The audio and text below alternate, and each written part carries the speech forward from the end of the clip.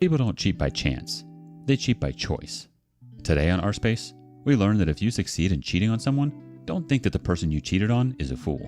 Instead, realize that the person trusted you much more than you deserved. Up first, a liar liar, pants on fire. Karmic justice and happy ending. So those of you that frequent the sub know I comment here a lot. This will be my first and likely only post. For those that know me well, you'll also know I had a fast, easy, and amicable divorce, despite my ex cheating on me. I've never sought revenge and never planned to. I promised to never badmouth him, never did, and still haven't. I never will. Many people on here love to ask if they should seek revenge or how they can get back at a cheating spouse. My response, and many others' response, is always just to move forward and live the best life you can. Well, this is a story about how I did just that, and that was truly the best revenge I could get. It's also a happy ending story, so a story most will love. So, my ex and I split. Fast divorce, 50-50, no lawyers, filed online, done in a month and a half. I stayed in the house to live until we sold it. The first few weeks we tried to remain friends until I cut this off and he seemed sad, but fine with that. We remained on good terms, just not trying to be friends. The first sign of slight trouble came before we filed when he got a bit threatening about what I would and wouldn't get, but backed off when I reminded him we both just wanted to get it done. Second sign of trouble came when I asked him if he would entertain the idea of me buying him out. He said he would, but then proceeded to be a huge dick during the conversation, once again threatening me. This time by telling me he would sell the house without my permission since he's the only one on the title, despite us being in a community property state and it being purchased during the marriage. He told me he didn't need my cooperation, so I told him he wouldn't get much of it when it came to showings. Still, I allowed the house to be shown, just not as often as he would have liked. The price had to be dropped. When we got an offer, he wanted me to take it so bad he offered me more money than he would get, and some concessions as well. I didn't really even talk during this conversation. He just kept offering crap, so I took it. I won't list them all, but I accepted. He thanked me and our relationship was still cordial. Here's where it finally comes to an end. The day before the final walkthrough, I get the escrow breakdown that I'm supposed to sign off on. Lo and behold, the agreed upon amount that I was supposed to get wasn't correct. I tell the title company it's incorrect. She tells me she'll reach out to the ex and get back to me. She does, and tells me nope, he says it's correct. So, I text ex, tell him sale is dead, cancel the walkthrough. He panics, trying to get me on the phone. I refuse to answer. I finally do, recording the call of course, one-party permission. And he tells me he doesn't think it's fair I get more money than him.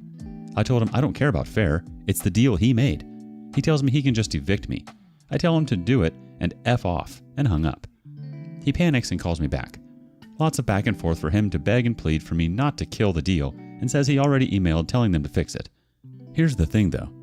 I told him too late. The deal is no longer valid. It expired when he tried to stab me in the back and missed. See, he was expecting that the walkthrough would have already happened. I'd have no leverage and be screwed. He swore that wasn't true. In typical lying, cheating, manipulator fashion, he pushed his luck one too many times and thought I would fall for his sob story about being so sorry and forgive him and just proceed. So what did I do? I made him pay.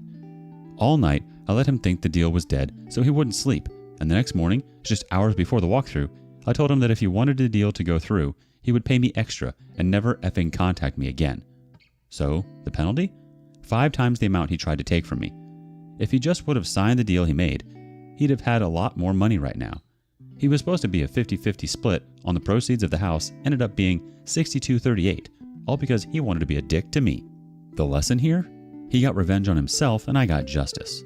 I was more than happy to walk away with 50-50, but he screwed me over so many times and this was the last time. This is a man who smugly told me a judge wouldn't care about his affair, adultery doesn't matter in our state, I would never get alimony, and he could evict me.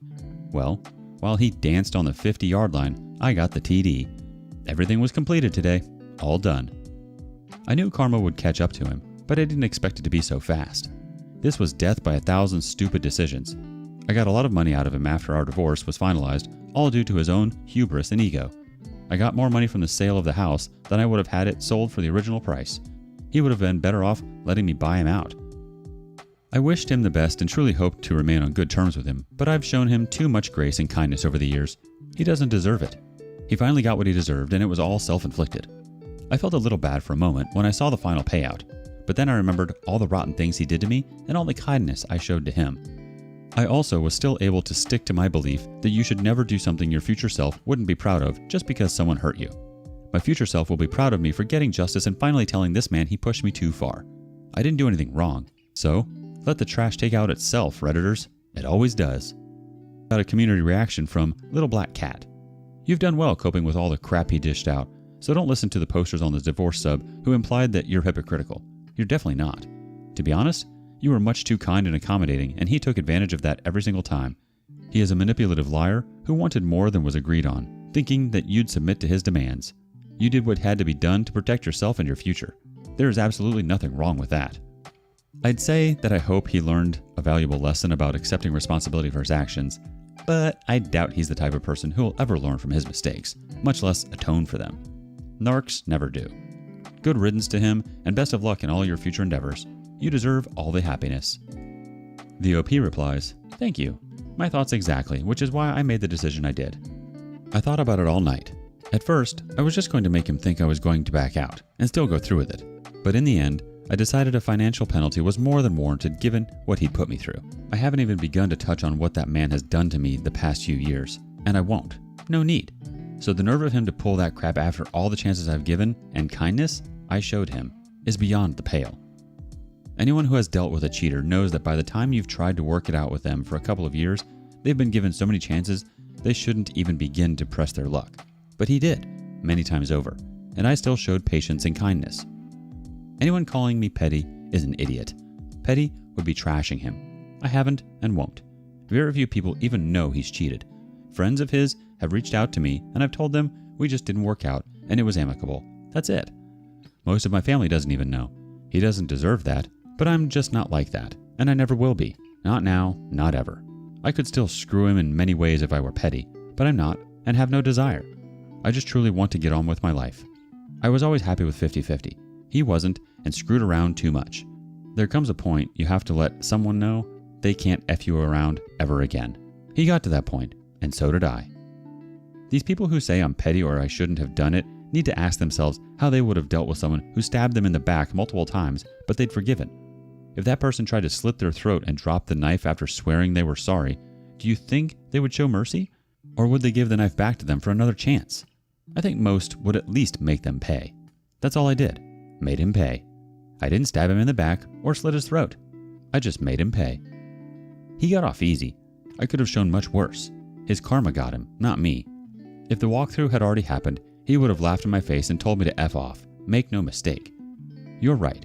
He'll probably never learn, but it doesn't matter. I have, and that cheating, lying MFer will never get within a mile of me ever again. For me, that's worth its weight in gold. The next community comment comes from Taiwan Bandit. Nicely played, OP. You are moving forward. You are a survivor. Woozy010 says, savage. You're absolutely right, OP. There comes a point where you have to let someone know they can't F you around ever again. I think you were definitely in your rights to do what you did and set your boundaries. Not only that, but you were patient enough with him, and even after all that he did to you, he still attempted to pull a fast one. It's definitely an ego thing. I think he was testing you to see if he could still emotionally manipulate you. He tried to play the same games as he's always played, but it definitely backfired on him. It proves just how little he has changed in all of this, but how much you have changed. It's refreshing to see you stick up for yourself. Don't ever settle for anything less than you deserve. Let us know your thoughts in the comments below. Up next, fakes and phonies. Did anyone else have a partner who you 100% knew would never cheat, but did?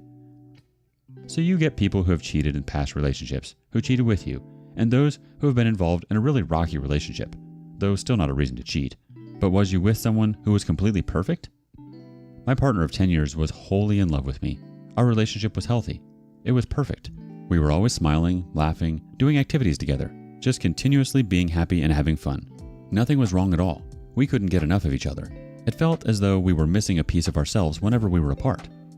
Yet, he cheated on me, and it wasn't a, I was drunk, I didn't know what I was doing kind of cheat, even though that is still equally as bad, but at least then my brain could trick itself into thinking, okay, there was a reason. It was literally go out of his way, make plans, and do it kind of cheat. Why? I can't understand it, and it's freaking ruining me. The community responds, first from what now? 3339. Same. It's terrifying because someone can be the perfect spouse until one day they destroy you.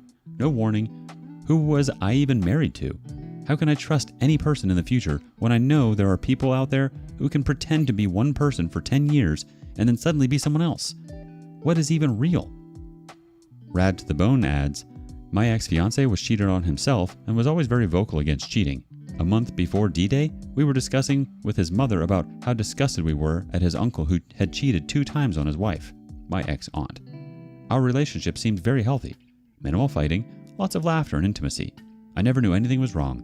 In fact, he told me everything was great. We were planning our wedding. Then, he slept with his married coworker in his truck after work one day. He'd known her for 3 months. Apparently, she was his soulmate. He didn't know how good love could feel until he met her. She promised to leave her husband for him. She didn't. Marsupial Maven's comment goes like this. A million years ago when I was young, I went through the police academy. I learned a lot. One of the things I still think about is when I was told anyone is capable of murder, or in this context, cheating. If you push the right buttons in the right order, any person is capable of doing these things. Luckily, it doesn't happen easily or often. What Life 1 joins the conversation. Same. I had no idea. Never saw it coming. It has broken me. I'm still trying to figure out how to pick up the pieces 7 years later. Stubborn Put 6966 has this to say. When I was starting a relationship with my latest ex, he was very adamant that he could never cheat. His ex-wife always suspected him of cheating, and per his claims, it was one of the things that ruined the marriage. Well, later he cheated, swore it was a mistake, etc. At first demanded me to exercise my own dignity and dump him, but then asked if we can try it again. I was stupid enough to say yes back then. A year later, he cheated again, with a woman his mother's age, and also admitted that he never finalized the divorce with his ex-wife. The whole thing is grossing me out still. For the first 3 months after breaking up with him, and completely going no contact, I cried a lot. Most days, I spent in sort of a crying, shaking daze, while trying to do enough work so I don't lose my employment. It's still hard, but therapy helps a lot. It's been 6 months and I feel a lot better. I don't think I have a recipe now how to trust people again.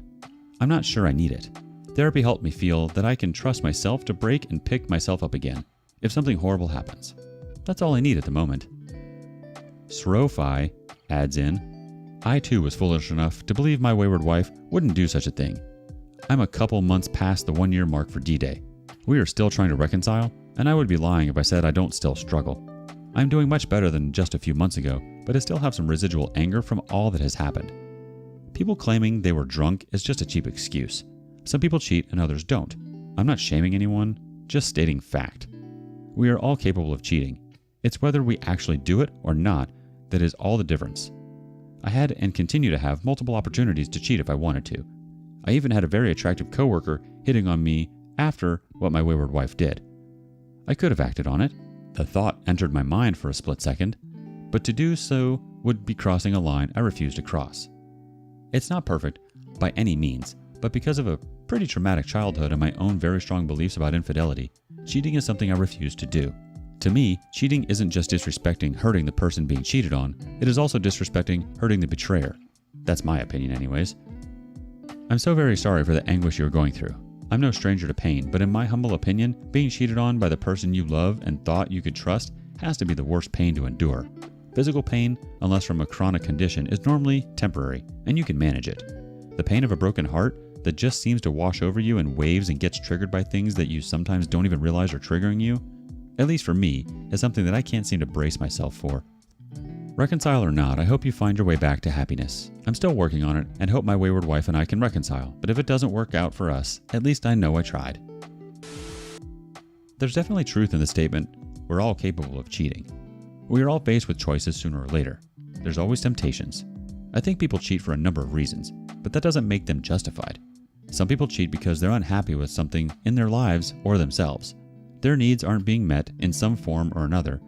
They may find infidelity exciting, or they may have some type of sex addiction. I think whether we decide to cheat or not depends on the work we do on ourselves individually. I think if we practice self-love and self-respect, the less likely we are to cheat. What do you think? Don't forget to like and subscribe and hit that notification bell. Also, please let us know what you thought of today's content. See you next time.